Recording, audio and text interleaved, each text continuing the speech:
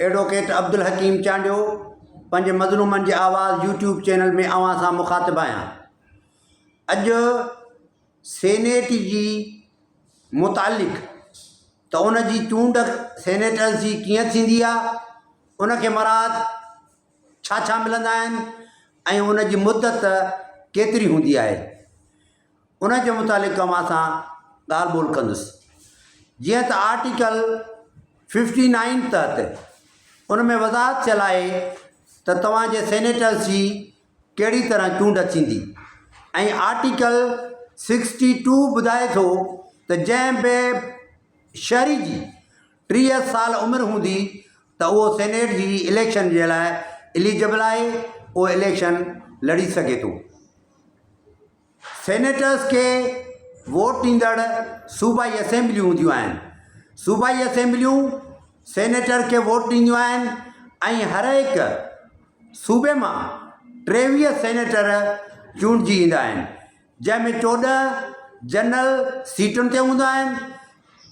उन सां गॾु 4 टेक्नोक्रेट हूंदा आहिनि, 4 ख़वातीन हूंदियूं आहिनि ऐं हिकु अक़लियती जी सीट हूंदी आहे।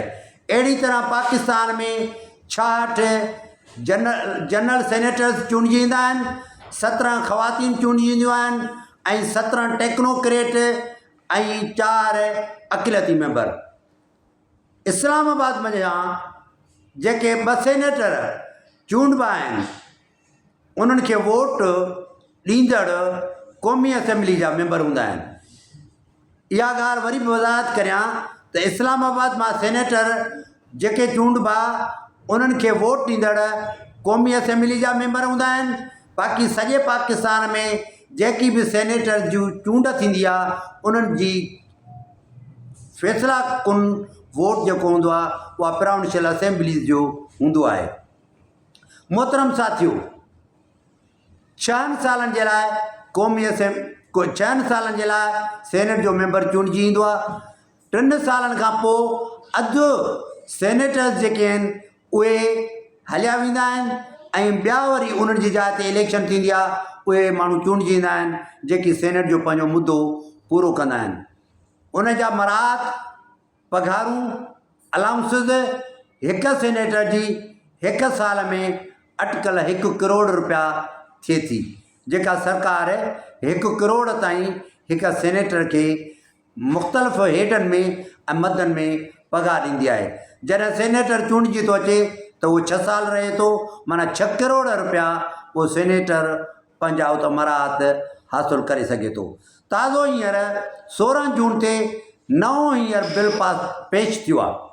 16 जून 2024 ते बिल जेको पेश थियो आहे उन में तज़ीनो आराश जेका सेनेट जे चेयरमैन जी आहे, पहिरियों 6 लख रुपया उन जी साल जी हूंदी हुई, हाणे 6 लखनि मां वधाए करे 50 लख रुपया मुक़ररु कई वई आहे। उन में कुझु असेंबली जे मेंबर्स उन ते इतफ़ाक़ न कयो आहे त इन जी क़ौमी असेंबली में मुखालफ़त कई वेंदी।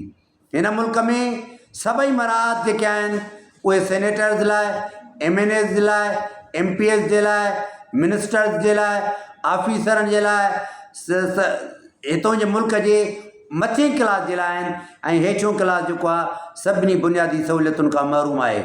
अमेरिका में डायरेक्ट सेनेटर चूंडबो आहे, कैनेडा में डायरेक्ट सेनेटर चूंडबो आहे, इंडोनेशिया में डायरेक्ट सेनेटर चूंडबो आहे, थाईलैंड में बि डायरेक्ट सेनेटर चूंडबो आहे। पर हिन मुल्क में जेकी सूबाई असेंबलियूं आहिनि उहे सेनेट जे मेंबर खे मुंतख़ब कंदियूं आहिनि। उन जे करे सेनेट जो डायरेक्ट केतिरो बि बासलायत माण्हू हुजे पर सेनेट जी इलेक्शन डायरेक्ट नथो लड़ी सघे। अचो त अहिड़े निज़ाम खे जोड़ियूं, अहिड़े बहितर आइन में पाण ज़िंदगी गुज़ारियूं जिते बुनियादी तौर ते हर बाशऊर ऐं हर अहल इल्म माण्हू जेको आहे उहो सेनेट जी इलेक्शन लड़ी सघे ऐं क़ौम जी ख़िदमत करण जे बराबरि थी सघे। महिरबानी साथी।